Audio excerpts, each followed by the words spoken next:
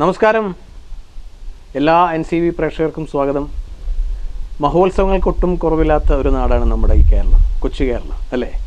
മലയാളം ഉള്ളിടത്തോളം കാലം, മലയാളി ഉള്ളിടത്തോളം കാലം ലോക മലയാളികൾ ആഘോഷിക്കുന്ന ആ മഹോത്സവത്തിൻ്റെ അവസാന ദിനം. അത്തം മുതൽ 10 ദിവസം വരെ ആടിത്തിമിർത്ത് ആഘോഷിത ഇപ്പോൾ തിരുവോണത്തിലേക്ക് എത്തിയിരിക്കുകയാണ്. ഈ സന്തോഷ നിമിഷത്തിൽ ഒരു സംഗീതാനുഭവം, ഒരു നല്ല കേട്ടല്ലോ ശബ്ദം. ഇനിയിപ്പോൾ ഞാൻ ആ സസ്പെൻസ് എന്താണെന്നുള്ളത് അങ്ങ് പൊട്ടിക്കുകയാണ്.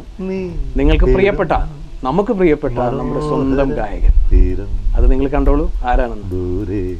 മാടി വിളിപ്പൂ ഇതാ ഇതാ ഇതാ.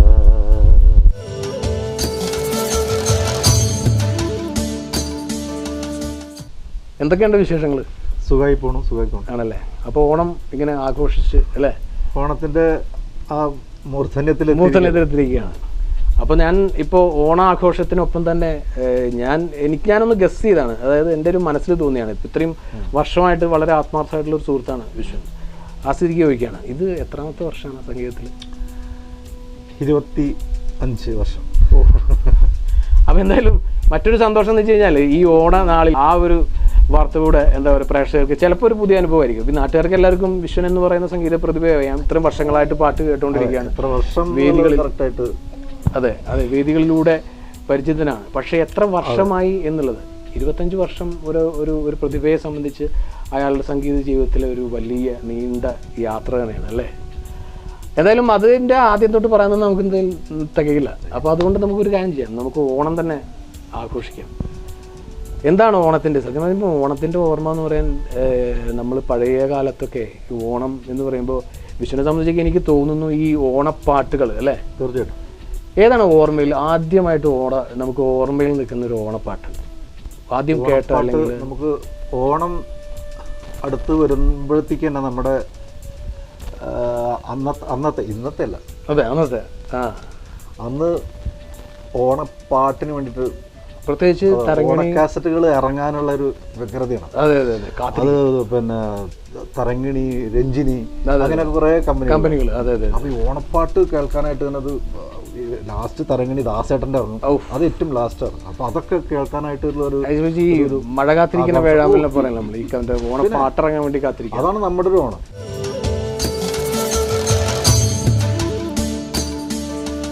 പറയാം. ഇനിയിപ്പോൾ അടുത്ത് എനിക്ക് മറ്റു പറയുന്നല്ലേ, ഫ്രെയിമിൽ തന്നെ നിങ്ങൾക്ക് അറിയാം, നിറഞ്ഞു നിൽക്കുന്ന എല്ലാവരും ഉണ്ട് ഇവിടെ. നമ്മുടെ സുഹൃത്തുക്കൾ, അതെ, ഓണാഘോഷിക്കാൻ നമ്മളെ സുഹൃത്തുക്കൾ, വിശ്വന്റെ ഏറ്റവും വളരെ പ്രിയപ്പെട്ട സുഹൃത്തുക്കളാണ് ഇരിക്കുന്നതൊക്കെ, പാട്ടിനെ സ്നേഹിക്കുന്ന. അതെ. പിന്നെ ഏറ്റവും എന്താ പറയാ, അതിനേക്കാൾ ഉപരി ഒരു വളരെ വലിയൊരു ശക്തി, വാമഭാഗം എന്നൊക്കെ പറയാൻ വിശ്വന്റെ ഇവിടെ ഇടത്തെ സൈഡിലായിരിക്കുന്ന പ്രിയതമ പേരെന്താണ്?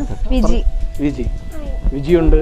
പിന്നെതാ മിടുകൻ. ഹലോ, പേര് പറയില്ലാരോടും, എന്താ പേര്? എല്ലാരും നോക്കോ, പാർത്ഥിവ് എന്നാണ് കേട്ടോ പേര്. പാർത്ഥിവ്. അതെ. ഒരാളും കൂടെ ഉണ്ട് അല്ലേ? പേര് ആളുടെ മോൻ പവൻ. എത്രാം ക്ലാസ്സിലാണ് പഠിക്കുന്നത്? ഇപ്പോ 6ാം ക്ലാസ്സിൽ പഠിക്കുന്നത്. സുഹൃത്തുക്കളാണ് സത്യം പറഞ്ഞല്ലേ നമ്മുടെ സർക്കാർ സ്കൂളിൽ. നമ്മുടെ സ്വന്തം സർക്കാർ സ്കൂളിൽ. അതെ, നമ്മുടെ സ്വന്തം ബസ് എന്നൊക്കെ പറയുന്നത്. ശരിക്കും പറഞ്ഞാലേ ഈ നമ്മുടെയൊക്കെ ഇപ്പം നമ്മൾ ഏത് ലെവലിൽ പോയാലും, അല്ലെങ്കിൽ എവിടെയൊക്കെ പാടി തിമിർത്ത്, അല്ലെങ്കിൽ ഏത് പ്രശസ്തി എങ്ങനെ പോയി കഴിഞ്ഞാലും അതിൻ്റെയൊക്കെ പിന്നിൽ ഒരു വലിയ ശക്തിയായിട്ട് നിൽക്കുന്ന നമ്മുടെ സുഹൃത്തുക്കളല്ലേ? തീർച്ചയായിട്ടും. അപ്പോൾ ആ സ്ഥിതിക്ക് അല്ല ചേട്ടാ, എന്തൊക്കെയാണ് പേരൊന്നും ആദ്യം ഇവിടെ എല്ലാവരും കൂടെ ഒന്ന് ഒത്തുകൂടാനും കാരണം. അതെ. ഒന്ന് പേര് പരിചയപ്പെടുത്തിക്കുക. എന്താ പേര്? ഞാൻ ജാഫർ. എൻ്റെ പേര് ശ്രീനിവാസൻ. ജയപ്രകാശ്. മനോജിനെ പറ്റി പറയാൻ, മനോജ് നല്ലൊരു സിംഗറാണ്.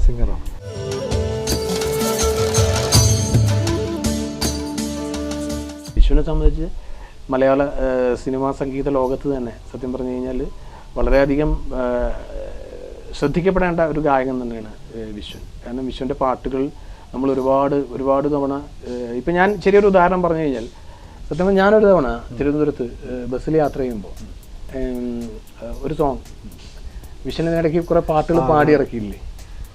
അപ്പോൾ പാട്ടുകൾ പാടിയല്ലേ? അപ്പോൾ അവിടെ ഈ ദാസണ്ണൊക്കെ പാടിയ പാട്ടുകളാണ് അല്ലേ? ശ്രീകുമാരേട്ടൻ, MG ഒക്കെ പാടിയ പാട്ട്. ബസ്സുകളിലൊക്കെ എല്ലാ ബസ്സുകളും അത് ഭയങ്കര താല്പര്യം. അപ്പോൾ പക്ഷെ അവർ വെക്കുന്ന പാട്ടാണ്. അപ്പോൾ ഞാൻ ഈ പാട്ട് സൗണ്ട് കേട്ടിപ്പിച്ച് അങ്ങനെ എവിടെയോ കേട്ടിട്ടുള്ള സൗണ്ട് ഞാൻ എവിടെയോ പരിചയമുണ്ടല്ലോ. അങ്ങനെ നോക്കുമ്പോൾ നമ്മുടെ സ്വന്തം ആളാണ്. അപ്പോൾ എന്ന് വെച്ചാൽ കേരളം മൊത്തം കേട്ടുകൊണ്ടിരിക്കുന്നുണ്ട് ഈ ശബ്ദം. പിന്നെ പറയും, ഇപ്പം ഞാൻ തന്നെ ഇങ്ങനെ പറഞ്ഞുകൊണ്ടിരിക്കുന്നത് ശരിയാവില്ല. അപ്പോൾ നമുക്കൊരു കാര്യം ചെയ്യാം, ഓണവിശേഷം എങ്ങനെയാണ് ഇപ്രാവശ്യത്തെ പരിപാടികളൊക്കെ? ഓണത്തിന് പൊതുവെ പ്രോഗ്രാമുകളുണ്ട്, അതിൻ്റെ അതങ്ങനെ പോകും. അതൊരു അതൊക്കെയാണ്. പിന്നെ സത്യത്തിൽ പണ്ടത്തെ പോലെ ഓണപ്പാട്ടുകളൊന്നും ഇല്ല ഇപ്പോൾ സത്യത്തിൽ. പണ്ട് നമ്മൾ ഓണം വരുമ്പോഴത്തേക്കും ഓണത്തിന്റെ പാട്ടുകളായിട്ട് നമ്മളൊക്കെ തിരക്കായിരിക്കും, സ്റ്റുഡിയോ ടു സ്റ്റുഡിയോ ഒക്കെ പിന്നെ ഓടിയിരുന്ന ഒരു കാലഘട്ടം. പിന്നെ അതെ, ഇപ്പോൾ അത്തരം വർക്കുകളൊക്കെ കുറഞ്ഞു, ഷോസ് പ്രോഗ്രാംസ് മാത്രമേ ഒതുങ്ങി. ഈ ഓണ പാട്ടുകൾ അല്ലെങ്കിൽ CDs ഒക്കെ അങ്ങനെ ഭയങ്കരമായിട്ട് ഇപ്പോൾ ഒരുപാട് അങ്ങോട്ട് ഇതായി ആവുന്നില്ല അല്ലേ? ഓഡിയോ രംഗമൊക്കെ മൊത്തം ഒരു പോയ ശരിക്കും സത്യത്തിൽ ആ കാസറ്റ് കാലഘട്ടം തന്നെ നല്ലതെന്ന് തോന്നാം. അതെ, പിന്നെ ഈ ഞാൻ സംഗീതം എന്നുള്ളൊരു സംഭവത്തിനേക്കാൾ ഉപരി ഇപ്പോൾ എല്ലാവരും ഇരിക്കുന്നതുകൊണ്ട് ചോദിക്കുകയാണ്. അപ്പോൾ എല്ലാവരും വളരെ വളരെ ആത്മാർത്ഥമായിട്ടുള്ള സുഹൃത്തുക്കളല്ലേ? അപ്പോൾ എങ്ങനെയാണ് പണ്ടത്തെ ഓണാഘോഷം പരിപാടികൾ, അതിനെക്കുറിച്ചൊക്കെ ഉള്ളൊരു ഓർമ്മയ്ക്ക് വരട്ടെ എല്ലാവരെയും, അതിനെക്കുറിച്ചൊക്കെ പറയൂ എല്ലാവരും. വിഷുവിനായിട്ടില്ലല്ലേ? വിഷു തന്നെ തുടങ്ങിയാൽ മതി. ജാഫർ നല്ലൊരു സിംഗറാണ്. പിന്നെ നമ്മുടെ പ്രോഗ്രാമുകൾ പിന്നെ ജാഫറാണ് പിന്നെ കണ്ടക്ട് ചെയ്യുക. ജാഫർ പിന്നെ അനൗൺസ് ചെയ്യും, പാട്ടുകൾ പരിചയപ്പെടുത്തും. ഇതൊക്കെയാണ് ജാഫറിന്റെ ഒരു സംഭവമാണ്. ശ്രീനേട്ടൻ പിന്നെ പാട്ട് ആസ്വദിക്കുന്ന ആളാണ്. എന്റെ പ്രോഗ്രാംസ് എവിടെ ഉണ്ടെങ്കിലും അവിടെ മാക്സിമം എത്താവുന്നിടത്തൊക്കെ എത്തും. പ്രകാശിനെ കുറിച്ച് പറയുകയാണെങ്കിൽ ഞാൻ ഏത് പാട്ട് പാടിയുണ്ടോ അതിന്റെ കളക്ഷനൊക്കെ പ്രകാശിന് ആണല്ലേ? ഇവനാണ് എനിക്ക് പാട്ട് തരിക. എന്തെങ്കിലും പാട്ടുകളൊക്കെ എല്ലാ കളക്ഷൻ ഉണ്ട്. അതൊക്കെ എടുത്ത് ഭയങ്കര ഞാൻ കൊണ്ടുപോയി കളയും, ഇതിന് വീണ്ടും പിന്നെ എടുത്ത് ചോദിക്കും. അപ്പൊ അങ്ങനെ അല്ല, പക്ഷെ വേറെ ഒന്നുണ്ട്, അങ്ങനെ പാട്ടുകൾ സൂക്ഷിച്ചു വെക്കുന്ന ഒരു സുഹൃത്ത് വലയം എന്ന് തീർച്ചയായിട്ടും ഞാനത് വളരെയധികം അതിശയമായിട്ട് കാണുന്നുണ്ട്. ഉണ്ട് പത്ര കട്ടിങ്ങുകളും പാട്ട് ലൈവ് പാടിയിട്ട് അതിന്റെ കുറെ കേസുമായി ബന്ധപ്പെട്ടുള്ള പത്ര റിപ്പോർട്ടിന്റെ അത് ശരി. അപ്പൊ പക്ഷെ വേറെ ഒന്നും അപ്പൊ പക്ഷെ ഇതാണ് കാര്യം, നമുക്കൊക്കെ പല സമയത്തും നമ്മൾ മറന്നു പോകുന്നതും നമുക്ക് നഷ്ടപ്പെടുന്നതുമായിട്ടുള്ള ചില വലിയ മൂല്യങ്ങളുണ്ട്. അപ്പോൾ ഈ മൂല്യങ്ങളെ കാത്തു സൂക്ഷിക്കാൻ തീർച്ചയായിട്ടും നമ്മുടെ വീട്ടുകാരുണ്ട്, അല്ലെങ്കിൽ സ്വന്തം അതിനേക്കാൾ ഉപരി സ്നേഹിതരെ സൂക്ഷിക്കുന്നു എന്ന് പറയുന്ന അർത്ഥം എന്താ പറയുക? അവര് നമ്മളെപ്പോഴും ഇങ്ങനെ പിന്നെ നമ്മുടെ ഒരു എനർജി, നമ്മുടെ ഒരു പിന്നെ ശക്തി എന്ന് പറയുന്നത് നമ്മുടെ നാട്ടിലെ സുഹൃത്തുക്കൾ, അവരുടെ ഒരു പിന്നെ ഒരു സപ്പോർട്ട് ഇല്ലാതെ നമുക്ക് മുന്നോട്ട് പോകാൻ പറ്റില്ല, പിടിച്ചെടുക്കാൻ പറ്റില്ല. എന്താണ് ജാഫർ പറയും, ഈ വിശ്വന്റെ പാട്ട് ഇപ്പൊ ഒരുപാട് ഇത്ര വർഷമായിട്ടുണ്ടാവില്ലേ? എങ്ങനെയാണ് ഇപ്പൊ ഈ ഒരു യാത്ര, ഈ ഒരു സംഗീതത്തിൽ വരുന്ന ഈ വിശ്വന്റെ ഒരു യാത്രയെ നോക്കി കാണുന്നത് എങ്ങനെയാണ്? നിങ്ങൾ സുഹൃത്തുക്കൾ എന്നുള്ളൊരു ആംഗിളിൽ പറഞ്ഞാൽ മതി. യാത്രയിൽ ഞങ്ങളൊരു പാട്ടുകൾ ഡിസ്കസ് ചെയ്തിട്ട് അങ്ങനെ പാടാറുണ്ട്. ഒരു പഴയ പാട്ടുകൾ മെലഡി പ്രോഗ്രാംസ് ഒക്കെ ആണെങ്കിൽ ലിസ്റ്റിലില്ലാത്ത ചില പാട്ടുകൾ വണ്ടിയിലിരുന്ന് പഠിച്ചു പാടും ആ യാത്രയിലിടയ്ക്ക്. അല്ല, എനിക്ക് ഓർമ്മയുണ്ട്. കാര്യം വെച്ചാൽ ഈ വണ്ടിയിലിരുന്ന് പഠിച്ചു പാടുന്ന പറഞ്ഞില്ലേ, ഇപ്പോൾ പണ്ട് എനിക്ക് ഓർമ്മയുണ്ട്, നമ്മുടെ ജോഫിയൊക്കെ ആയിട്ട് വിഷയം ഓർമ്മ ഉണ്ടാവില്ലേ, ഒരു പ്രോഗ്രാമിന് പോകുമ്പോൾ അന്ന് ഞാനുണ്ടായിരുന്നു കൂടെ. അന്ന് എനിക്ക് ഓർമ്മയുണ്ട് വെള്ളിത്തിരാന്ന് പറഞ്ഞ സിനിമയിലെ പാട്ട് വിശ്വൻ അന്ന് ചിലപ്പോൾ മറന്നു പോയിണ്ടാവും. ജോഫി തറയാണ് ഓർമ്മയില്ലേ? ജോഫി ഞാൻ വിഷനെല്ലാം കൂടെ ഒരു യാത്രയിൽ പോകുമ്പോൾ ഇതേപോലെ അന്ന് പാട്ട് എന്തോ പഠിക്കാൻ പറ്റിയില്ല, പക്ഷെ ആശാൻ്റെ അവിടെ നമ്മൾ പാട്ടൊക്കെ പഠിച്ചു. വെള്ളിത്തിരി അന്ന് സിനിമ ഇറങ്ങിയ സമയത്താണ്. അപ്പോൾ എന്നൊക്കെ പറഞ്ഞ പോലെ അപ്പോൾ അന്ന് പാട്ടിൽ പാടുമ്പോഴും നമുക്ക് എപ്പോഴും ഒരാളെ നല്ലതെന്ന് മാറ്റം പറഞ്ഞിട്ടും കാര്യമില്ലല്ലോ അല്ലേ? അപ്പോൾ അത്തരത്തിലുള്ള വിമർശനമൊക്കെ എങ്ങനെ പോകാറുണ്ട് സാധാരണ പാട്ടുകളെ കുറിച്ച്? വിഷന്റെ പാട്ട് പറയോ? അല്ലെന്താ അറിയാം, പിന്നെ അവരൊക്കെ പേടിക്കണ്ട, കുഴപ്പമില്ല,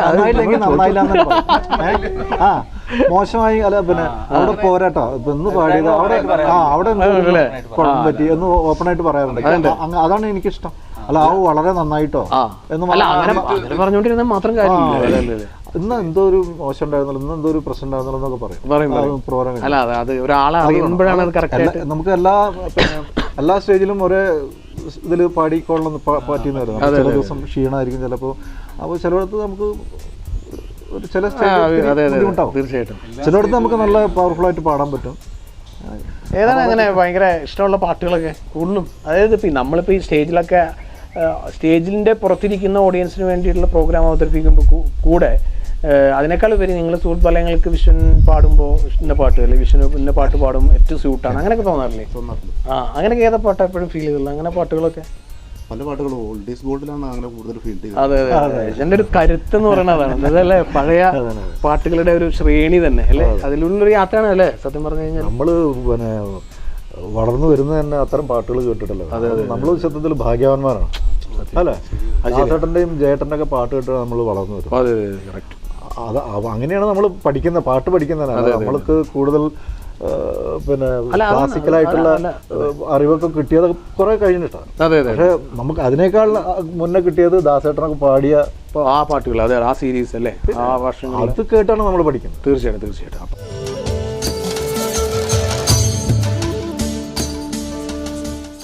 പ്രോഗ്രാമായിട്ട് ഓർമ്മയുണ്ട് ഏത് സ്റ്റേജിലാണ് ആദ്യം പ്രോഗ്രാം പാടി, അതായത് ഗാനമേള? ആദ്യത്തെ ഗാനമേള എന്ന് പറയുമ്പോൾ അങ്ങനെ സ്റ്റേജിൽ ഇന്ന അന്ന് ഞാൻ പാടിയത് ഇന്ന പാട്ടിലാണ് ഞാൻ സത്യം പറഞ്ഞ സ്റ്റേജിൽ, അതായത് ഒരു പെർഫോമൻസ് എന്നുള്ള രീതിയിൽ ചെയ്തത് അങ്ങനെ നിൽക്കുന്നുണ്ടോ മനസ്സിൽ വല്ലതും?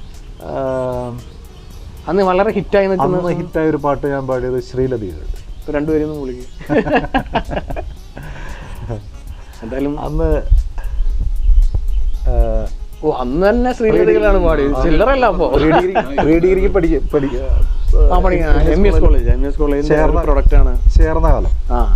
ചേർന്ന കാലത്തില് പിന്നെ കുട്ടികളുടെ ഗാനം പിന്നെ അത് ശരി, അവിടെ പിള്ളേരായിരിക്കും പാടാം, ഓർക്കസ്ട്ര പുറത്തുനിന്ന് വരും. അപ്പോ അങ്ങനെ അങ്ങനെയാ, ഓർക്കസ്ട്ര പുറത്തുനിന്ന് ഞങ്ങൾ വിളിക്കും. അപ്പോൾ പിള്ളേരെ പാടാം.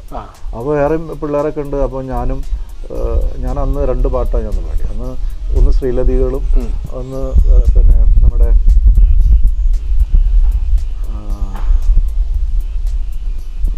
ഒരു പക്ഷെ വിഷയം വേറെ.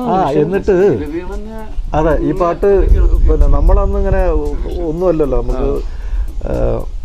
ഞാൻ പാടാൻ വരുമ്പോഴത്തേക്കും കുട്ടികൾ കൂക്കി നാശാക്കി എന്നെ കണ്ട പാടാൻ.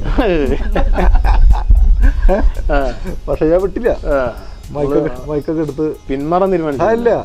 ശ്രീലതികളെ ഹമ്മിങ് പാടിയോടുകൂടെ ഈ കംപ്ലീറ്റ് ഫ്ലാറ്റായി പയ്യന്മാര് പിന്നെ കൈയടി കൊണ്ടുണ്ട് അതിൽ നമുക്കൊരു എനർജി. അപ്പോഴാണ് ഇങ്ങനെ ഒരു വകുപ്പ് ഇവിടെ.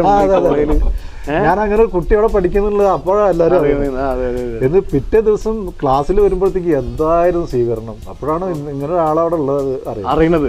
അതിന്റെ ആ പാടുന്നതിന്റെ അതിന്റെ തൊട്ട് മുമ്പത്തെ നിമിഷം വരെ ഒന്നും അറിയില്ല. അതൊരു വല്ലാത്തൊരു കാലഘട്ടം.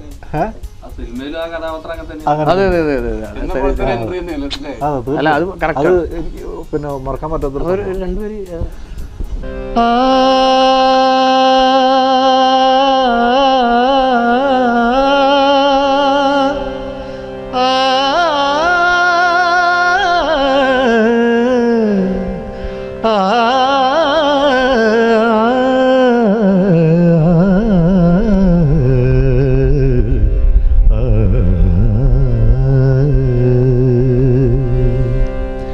ശ്രീലതികകൾ തളിരണിഞ്ഞുലയവേ വാക്കിളിമകളെ തേൻകുളുമൊഴിയെ അരിയൊരിയൂ ഞാനതിലിരുന്നാടു കനകലിപികളിലെഴുതിയ കവിതനഴകളും ശ്രീലതികകൾ തളിരണിഞ്ഞുലയവേ ശ്രീലതികകൾ തളിരണിഞ്ഞുലയവേ. പക്ഷെ ഇപ്പൊ എനിക്ക് പാടാൻ ഭയങ്കര പേടിയായി പാട്ടൊക്കെ. അന്ന് കണ്ണും അല്ല അത് അങ്ങനെയാണെന്നല്ല, അറിയുന്തോറും ആണല്ലോ നമ്മള് ഏത് കാര്യത്തിനാണ് സത്യത്തില് സംഗീതത്തിന് പ്രത്യേകിച്ച്. അന്ന് പാടിയിരുന്ന ചില പാട്ടുകളെ ഇപ്പൊ പാടാൻ എനിക്ക് ഭയങ്കര പേടിയാണ്. അതാണ് കാരണം അത്രയും ഡീറ്റെയിൽ ആയിട്ട് പിന്നീട് അതിനെ കുറിച്ച് പറയുന്നു അല്ലെങ്കിൽ അറിയുന്നു എന്ന് പറയുമ്പോൾ. അപ്പൊ ഇനിയിപ്പോ എന്താ പറയാ, കുറച്ച് കാര്യം നമുക്ക് എന്താണ് പ്രീതമോട് തന്നെ ചോദിക്കാം അല്ലേ. പ്രിയതമ ആദ്യമായിട്ടാണ് ഇങ്ങനെ ഒരു ക്യാമറയ്ക്ക് മുന്നിൽ വരുന്നത്. ആണോ? അതിന് NCV അതിന് വഴിയൊരുക്കുക. തീർച്ചയായിട്ടും. കാര്യം വിഷൻ എന്ന് പറയുന്ന വ്യക്തി ഈ പറഞ്ഞ പോലെ പാട്ടും സ്റ്റേജും ഒക്കെ ആയിട്ട് ആൾക്കാർക്ക് അറിയില്ല. ഫാമിലി എന്നുള്ള രീതിയിൽ എനിക്ക് കണ്ടിട്ടില്ലെന്ന് തോന്നുന്നു അല്ലേ. എന്തൊക്കെയാണ് എങ്ങനെയാണ് ഈ സംഗീത ജീവിതമായിട്ടുള്ള ഈ യാത്രയിലുള്ള കാര്യങ്ങളൊക്കെ പറയും, വിഷനെ കുറിച്ച് പറയും. നിങ്ങള് ഇപ്പൊ എത്രയായി മാരേജ് കഴിഞ്ഞിട്ട്? എത്ര വർഷം? ഞങ്ങളൊരു 14 വർഷമൊക്കെയായി കല്യാണം കഴിഞ്ഞിട്ട്. 14 വർഷമായി. അത് വേണല്ലോ. അപ്പൊ എന്തായാലും 14 വർഷത്തെ പറയാൻ നിന്ന് കഴിഞ്ഞാൽ നമുക്ക് തീരില്ല. എന്നാലും പറയാം എന്താണ് എന്താ ഏറ്റവും എന്താ ആദ്യം സന്തോഷം, നല്ല സന്തോഷാണ്. പാട്ട് ഇങ്ങനെയുള്ളൊരു ഇപ്പൊ സംഗീതമായിരുന്നോ അന്ന് ഇങ്ങനെ ഒരു ഈ ഒരു അല്ല പിന്നെ നമ്മള് അറേഞ്ച് മാരേജ് ലവ് മാരേജ് ഒന്നല്ല. എല്ലാവരും ചോദിക്കും ലവ് മാരേജ് ആണ്, പിന്നീട് ലവ് മാരേജ് കൊറേ ആൾക്കാരോട് ഇങ്ങനെ ഉത്തരം പറഞ്ഞിട്ട്. രസം തറിയ വിഷയം ഇത് പറഞ്ഞു നന്നായി ആദ്യം തന്നെ. അല്ലെങ്കിൽ എന്താ വെച്ചാൽ സ്വാഭാവികമായിട്ടും ഏതൊരു ആർട്ടിസ്റ്റിനെ സംബന്ധിച്ച് ഇപ്പൊ കലാകാരനാണെങ്കിൽ പ്രത്യേകിച്ച് എന്താ വിചാരിക്കുക നമ്മൾ ഇത് പ്രണയവിവാഹമായിരിക്കും, തീർച്ചയായിട്ടും അങ്ങനെയാണല്ലോ അല്ലേ. സത്യം പറഞ്ഞാൽ ഞാനും അങ്ങനെ വിചാരിച്ചു. ഇപ്പൊ പറഞ്ഞു അപ്പൊ 14 വർഷമായിട്ടുള്ള ജീവിതമാണ് അല്ലേ. പാട്ടുകൾ മുമ്പ് അന്ന് ഈ കല്യാണത്തിന് മുമ്പൊക്കെ കേട്ടിട്ടുണ്ടോ പാട്ട്? വിഷയം കേട്ടിട്ടുണ്ട്, പ്രോഗ്രാംസ് ഒക്കെ കേട്ടിട്ടുണ്ട്. പക്ഷെ ഇങ്ങനെ ഒരു കാര്യം സ്വപ്നത്തിൽ പോലും വിചാരിച്ചിട്ടില്ല. അതെ, കല്യാണം നടക്കുന്നുള്ളത് വിചാരിച്ചിട്ടില്ല. അതല്ലേ. എങ്ങനെയാണ് ഈ സംഗീത രംഗത്തൊക്കെ ഉള്ള സജഷനും കാര്യങ്ങളൊക്കെ ഭാര്യയുടെ പാടോ? പാട്ട് പാടുവോ? ഇല്ല, അങ്ങനെ ഇല്ല. അതെ, പാടും, അടുക്കളയിൽ കളക്കളുണ്ട്. പിന്നെ പാട്ടിനെ കുറിച്ച് അഭിപ്രായം പറയും, നന്നായി അല്ലെങ്കിൽ ആ പാട്ട് പാടിയാൽ നന്നാവും അങ്ങനൊക്കെ പറയും. ഉണ്ട്, അതൊന്ന് പാടിയത് അത് മോശമായി, അവിടെ പോരാ. പിന്നെ ഡ്രസ്സുകളുടെ സെലക്ഷൻ അതൊന്ന് പോരാ, ഗംഭീരമായിട്ട് അതൊക്കെ കീർത്തിയാണല്ലോ. പിന്നെ എന്നാലും ഭയങ്കര പെട്ടെന്ന് മനസ്സിലായി ഇഷ്ടപ്പെടുന്ന പാട്ടുകൾ വിശ്വന്റെ എപ്പോഴും. അതിപ്പോ സത്യം പറഞ്ഞാൽ അതൊരു ഒരു ഒരു പരിധി വരെ അതൊരു ഭാര്യ എന്നുള്ള നിലയ്ക്കൊരു സ്വകാര്യതയാണെന്ന് പറയാം. എങ്കിൽ കൂടെ നമുക്കുണ്ടാവുമല്ലോ ഇപ്പോൾ അയാളുടെ വിശ്വൻ എന്ന് പറയുന്ന വ്യക്തിയുടെ ഏറ്റവും ഇഷ്ടപ്പെട്ട പാട്ട് ഇവർക്ക് പലതും ആയിരിക്കാം.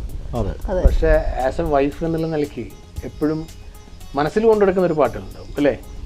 അങ്ങനെ വളരെ ഭയങ്കര പാട്ട് വരുന്നത് വിശ്വം പാടി കേൾക്കാൻ ആഗ്രഹമുള്ള പാടിക്കൊടുക്കാറുണ്ട്. ഇടയ്ക്ക് പാട്ട് എവിടെ പാട്ടുകാരന്റെ ഭാര്യ. അപ്പൊ എല്ലാവരും ചോദിക്കും നല്ല സുഖല്ലേ, എപ്പോഴും പാട്ട് കേൾക്കാം, എവിടെ, അതൊക്കെ നമുക്കെല്ലാം അറിയുള്ളൂ. അപ്പൊ ഇനിയിപ്പോ കൂടുതൽ പറയണ്ട, പ്രശ്നമാവും. ഞാനിവിടെ പ്രാക്ടീസ് ചെയ്യണ അത് അല്ല, എന്നാലും ഇടയ്ക്ക് കുറച്ച് 2-3 പാട്ടൊക്കെ പാടി. ശരിയാണ്, ഇനി പാടി കൊടുക്കാം അല്ലെ. പ്രോഗ്രാംസിനൊക്കെ കൊണ്ടുപോകാറുണ്ട് ഒരുവിധം നല്ല പ്രോഗ്രാംസ് കൊണ്ടുപോകാറുണ്ട്. അതല്ലേ. അപ്പൊ പറയാം ഏതാണ് നല്ല പാട്ട് കേൾക്കാനൊക്കെ എപ്പോഴും സജസ്റ്റ് ചെയ്യാറുള്ള അങ്ങനെ ആഗ്രഹമുള്ളൊരു പാട്ട് പറഞ്ഞു. ഇപ്പൊ പാടും, പറയുമ്പോഴേക്കും വിഷയം പാടും. മെലഡി എല്ലാം പാടി കേൾക്കുന്നത് ഇഷ്ടമാണ്. സൂക്ഷിക്കുന്ന ഹൃദയത്തിൽ സൂക്ഷിക്കുന്ന പറയില്ലേ, അങ്ങനെയുള്ള കുറെ സെലക്ഷൻ ഉണ്ട് ഉണ്ടല്ലേ. അല്ല അത് വേണ്ട, പുള്ളിക്കാരത്തി വരല്ലേ. എനിക്കിഷ്ടമുള്ള ഒരു പാട്ട് എന്ന് പറഞ്ഞത് വാൽക്കണ്ട് എഴുതിയാണ്, അത് പാടി കേൾക്കാൻ മകരനിലാവേ. പിന്നെ മന്ദഹാസം ചന്ദ്രികയായി. അങ്ങനെയുള്ള പാട്ട് ഈ പറഞ്ഞ സന്തോഷ തിരുവോണ സമയത്ത് സ്വപത്നിക്ക് വേണ്ടിയിട്ടാണ്, ഭാര്യയ്ക്ക് വേണ്ടിയിട്ട് അങ്ങനെ വേണല്ലോ.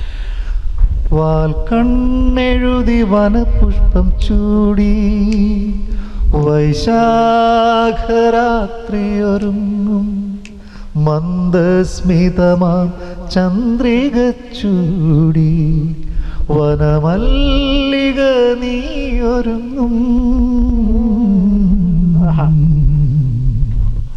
അതിന്റെ ആ പാട്ടിന്റെ മെയിൻ ഒരു സാധനമാണ്.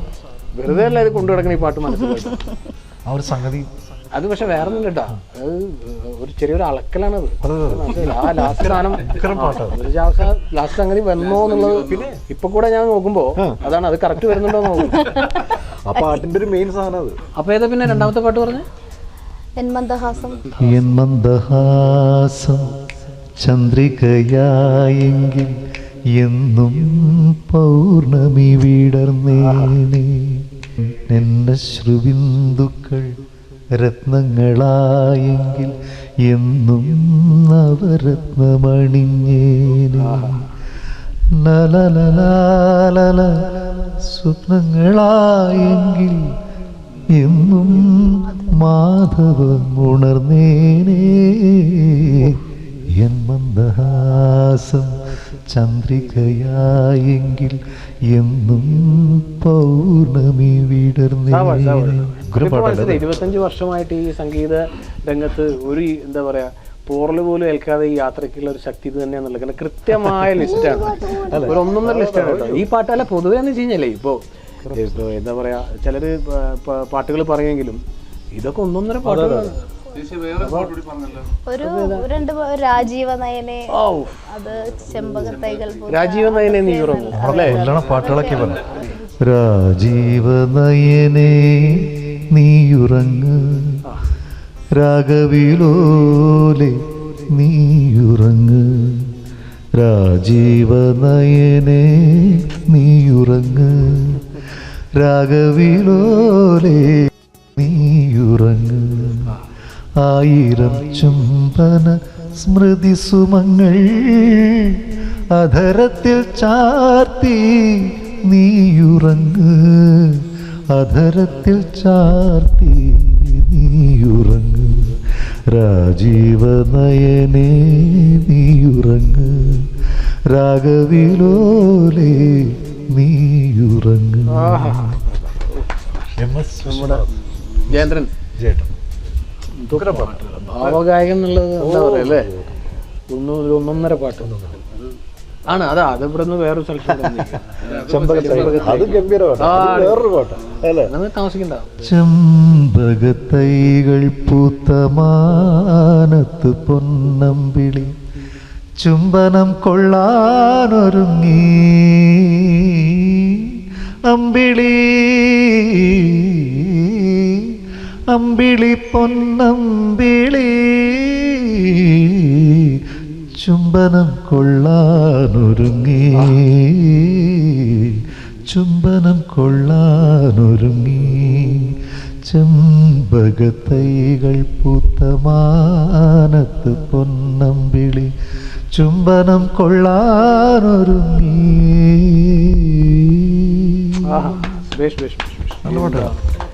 എന്തായാലും ഇത്തരത്തിലുള്ള പാട്ടുകൾ എന്നൊക്കെ പറഞ്ഞാലേ നമുക്ക് കൂടുതൽ പറയാതിരിക്കാന്നല്ലേ അതിനെ പറ്റി. കാര്യം പറഞ്ഞു കഴിഞ്ഞാൽ അല്ല, ഇതൊക്കെയാണ് നമുക്ക് നമ്മുടെ ഒരു ശക്തി. ഇത്തരം പാട്ടുകൾ കേട്ട് ഇത്തരം പാട്ടുകൾ നമുക്ക് വേദിയിലെങ്കിലും പാടാൻ കഴിഞ്ഞല്ലോ എന്നുള്ളതാണ്. അതെ, സത്യം സത്യം. അതെ അതെ, കൃത്യം.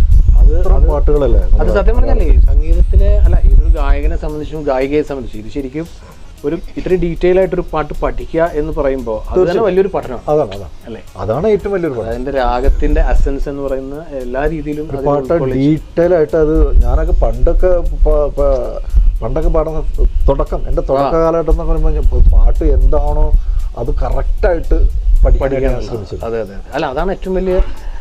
ഇപ്പോഴാണ് എനിക്ക് മടി വന്നത്. ഇപ്പൊ ജസ്റ്റ് പാട്ടൊക്കെ ജസ്റ്റ് ഒന്ന് കേൾക്കും, ഫോണിട്ടൊന്ന് എഴുതി വെക്കും. അല്ല, ഇപ്പൊ പിന്നെ അത്രയും ടെക്നോളജി അത്രയും ഡെവലപ്പ് ആയതുകൊണ്ട് നമുക്ക് ഇയാള് സ്റ്റേജ് പ്രോഗ്രാം പോകുമ്പോൾ ഏറ്റവും കൂടുതൽ കേരളത്തിൽ മുഴങ്ങിയത് നമ്മുടെ കിരീടം എന്ന പടത്തിലെ പാട്ടായിരുന്നു. അതാണ് കണ്ണീർ പൂവിന്റെ കവിളിൽ തലോടി എന്നുള്ള പാട്ട് കേൾക്കാനായിരുന്നു കേരളത്തിൽ ഒരുവിധം സമൂഹം അന്ന് ഉണ്ടായിരുന്നു. ഞങ്ങളൊക്കെ കൂടുതൽ സ്ഥലം തൃശ്ശൂര്, ചാലക്കുടിക്കൊക്കെ വണ്ടി വിളിച്ചിട്ട് ആ പാട്ട് കേൾക്കാൻ മാത്രമായിട്ട് പോയിരുന്ന കാലഘട്ടമായിരുന്നു. അതുപോലെ തന്നെ അതായത് അമരത്തിലെ ഒരുപാട് പ്രോഗ്രാം ഞാൻ കേൾക്കാൻ പോകാറുണ്ട്. അതായത് പറയുമ്പോഴാണ് നമ്മൾ തീർച്ചയായിട്ടും ജീവിച്ചിരിപ്പില്ലെങ്കിലും അനശ്വര സംഗീത പ്രതിഭ. പിന്നെ മാഷിന്റെ എങ്ങനെയാണ് മാഷനെ പരിചയമുണ്ടോ? മാഷ് അറിയാം. എങ്ങനെയാണ് അദ്ദേഹത്തോടുള്ള ഏതെങ്കിലും നല്ലൊരു മൊമെന്റ് പറഞ്ഞു മാഷായിട്ട്? പിന്നെ ഞാൻ ട്രിച്ചർ വേഴ്സിൽ പാടുന്ന സമയത്ത് വേഴ്സിന്റെ ഒരു വാർഷികം നടക്കണ്ടായി. ആ വാർഷികത്തിന് പിന്നെ ജോൺസൺ മാഷ്, ഔസപ്പച്ചൻ, വിദ്യാധരൻ മാഷ്, ഇവരെ 3 പേരുടെയും പാട്ടുകൾ അവര് നേരിട്ട് അവരുടെ പാട്ടുകൾ ആണ് ഇവര് നേരിട്ട് വന്ന് സ്റ്റേജിൽ വന്ന് കണ്ടക്ട് ചെയ്യണം. അങ്ങനെയാണ് ജോൺസൺ മാഷയും നേരിട്ട് കാണുന്നു, പരിചയപ്പെടുന്നു, വിദ്യാധരൻ മാഷയെ കാണുന്നു ഒക്കെ. അത് മറ്റൊരു പിന്നെ അപ്പോൾ അവര് നിന്നുകൊണ്ട് പിന്നെ അന്ന് ഞാൻ കണ്ണീർ പൂവിന്റെ ഒക്കെ പാടി. അതല്ലേ ഔസപ്പച്ചൻ സാറിന്റെ പാട്ട് ഓക്കെ. അപ്പൊ ഞാൻ കാര്യം പറയട്ടെ. ഈ സമയത്ത് നമ്മൾ പിറകിലേക്ക് പോയി ആ സ്റ്റേജാണ് അവര് ആ കണ്ടക്ട് ചെയ്യുന്നത്. അത് മനസ്സിൽ കണ്ണീർ പൂവെന്ന് പാടി. കണ്ണീർ പൂവിൻ്റെ കവിളിൽ തലോടി ഈണം മുഴങ്ങി പഴം പാട്ടിൽ മുങ്ങി മറുവാക്കു കേൾക്കാൻ കാത്തു നിൽക്കാതെ പൂത്തുമ്പി എന്തേ മറഞ്ഞു, എന്തേ പുള്ളൂർ കുടം പോലെ വിങ്ങി. കണ്ണീർ പൂവിൻ്റെ കവിളിൽ തലോടി ഈണം മുഴങ്ങും പഴം പാട്ടിൽ മുങ്ങി മറുവാക്കു കേൾക്കാൻ കാത്തു നിൽക്കാതെ പൂത്തുമ്പി എന്തേ മറഞ്ഞു എന്തേ ഉള്ളൂർ കുടം പോലെ തേങ്ങി. ഈ പാട്ട് കേൾക്കുമ്പോഴേ സത്യം പറഞ്ഞാൽ എത്ര പേരെ മനസ്സിൽ വരും അറിയോ? ഒന്നാമത് ജോൺസൺ മാഷ്, പിന്നെ അതിലുപരി ആ കഥാപാത്രം സേതുമാധവൻ എന്ന് പറഞ്ഞ കഥാപാത്രം. കാരണം ഈ സത്യം പറഞ്ഞ പല സിനിമകളിലെ പാട്ടുകളിലേയും കൊണ്ട് സീനുകൾ അടക്കം നമ്മുടെ മനസ്സിൽ കയറും. കാരണം അല്ലേ, പാടുന്ന സമയത്തേക്കും നമുക്ക് ആ ഫീൽ കിട്ടുന്ന തന്നെ ആ സീനാണ് നമ്മുടെ മനസ്സിൽ. അതെ അതെ അതെ. അന്ന് പാട്ട് കേട്ടിട്ട് മാഷ് എന്താ പറഞ്ഞത്? അവര് പിന്നെ കുഴപ്പമില്ല, അതിന് മുമ്പിൽ തന്നെ പാടാന്ന് പറയണല്ലേ. അതിനുശേഷം വീണ്ടും അങ്ങനെ വീണ്ടും വേദികൾ പാടാൻ പറ്റി. നേരിട്ട് അത് സംസാരിച്ചില്ലേ? പിന്നെ അതുപോലെ അതിനുശേഷമാണ് വിദ്യാരമാഷയുടെ കുറെ പാട്ടുകൾ എനിക്ക് പാടാൻ പറ്റി. വിദ്യാരമാഷെ പറ്റി ഒരുപാട് പാട്ടുകൾ പാടാൻ പറ്റി. മറ്റൊരു പ്രതിഭയാണ് അല്ലേ വിദ്യാരമാഷൊരു പാട്ട് ഏതെങ്കിലും? ചന്ദനം മണക്കുന്ന പൂന്തോട്ടം, ചന്ദ്രികമെഴുകിയ മണിമുറ്റം, ഉമ്മറത്തമ്പിളി നിലവിളക്ക്, ഉച്ചത്തിൽ സന്ധ്യയ്ക്ക് നാമജപം ഹരിനാമജപം. അച്യുതം കേശവ രാമനാരായണം കൃഷ്ണദാമോദരം വാസുദേവം ഭജേ. അച്യുതം കേശവം രാമനാരായണം കൃഷ്ണദാമോദരം വാസുദേവം ഭജേ. ചന്ദനം മണക്കുന്ന പൂ. എന്തൊരു പാട്ടാണ്! മെലഡി എന്ന് പറയുന്നത് ഒരു അറ്റമാണല്ലേ.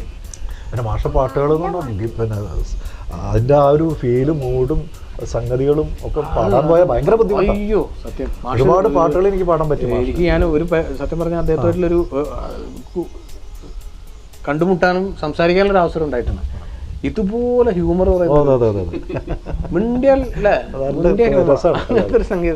ഇന്ന് കഴിഞ്ഞ 2 ആഴ്ച മുന്നേ മാഷ് ഒരു പാട്ട് പാടാനായിട്ട് പോയി. ആണല്ലേ? ഒരു പാട്ട് മാഷ് ഒരു അതന്നെ മാഷ് ഞാൻ ഇപ്പൊ സ്വന്തമായിട്ട് മാഷ് പാട് ഓർമ്മയുണ്ടോ? കുറെ പാട്ടുകളുണ്ട്. ഇപ്പൊ കഴിഞ്ഞ ദിവസം ഒരു പാട്ട് പാടാൻ പോയിട്ട് പാട്ട് നമ്മള് പിന്നെ ഒരു തിക്കും തിരക്കും ക്യാരക്ടർ അതാണല്ലേ. പാട്ട് തന്നു. പാട്ട് തന്നിട്ട് അപ്പോൾ പാട്ട് മാഷ് ഇങ്ങനെ പാടിച്ചിട്ടുണ്ട്. ഒത്തിരി ലെങ്തിലൊരു പാട്ടത്. ഒത്തിരി മാഷ പാട്ട് പൊതുവെ ബുദ്ധിമുട്ടാണ് പാടാൻ. അപ്പൊ ഞാൻ പിന്നെ ഇങ്ങനെ ഇരുന്ന് പാട്ട് ഇങ്ങനെ പഠിക്കുന്ന പിന്നെ ബൂത്ത് കയറി ഒരു സ്വടപ്പെടാച്ചിട്ട് 1/2 മണിക്കൂർ കൊണ്ട് പരിപാടി കഴിഞ്ഞു. ഇത്ര വേണ്ടോ ഇത് വേണ്ടോ? അല്ല അതാണ് ഇങ്ങനെയൊക്കെയുള്ള കാര്യങ്ങളാണ്.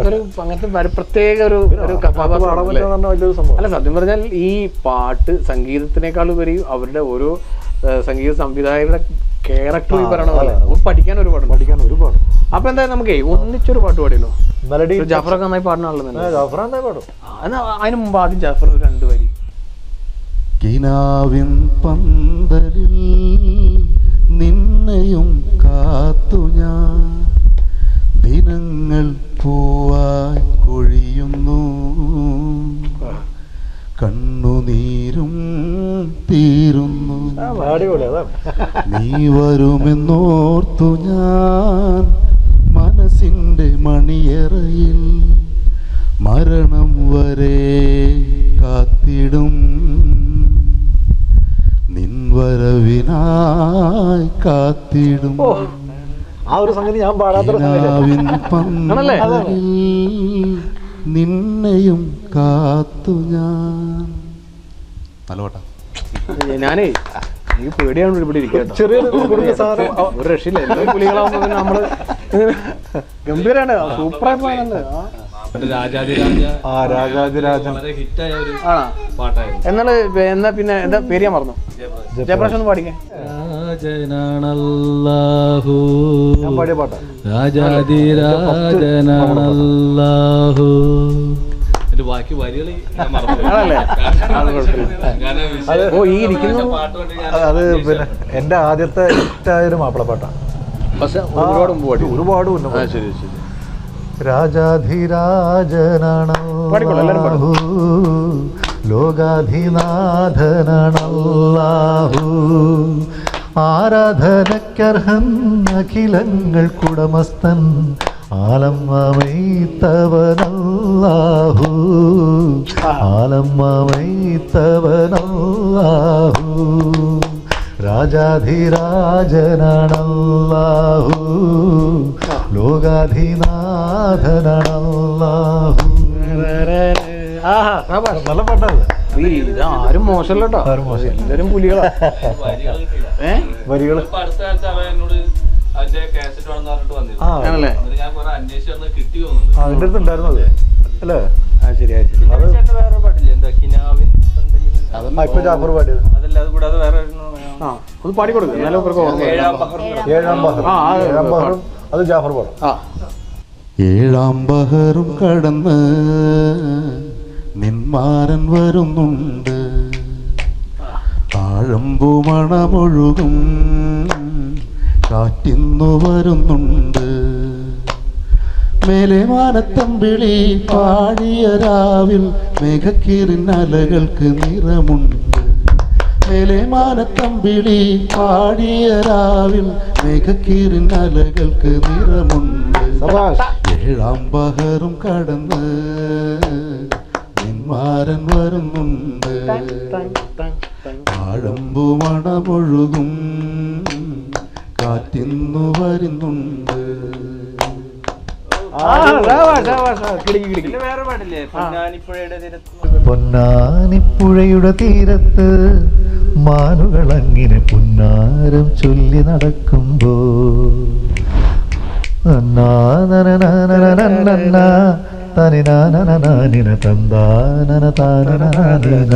നല്ല പാട്ടാ.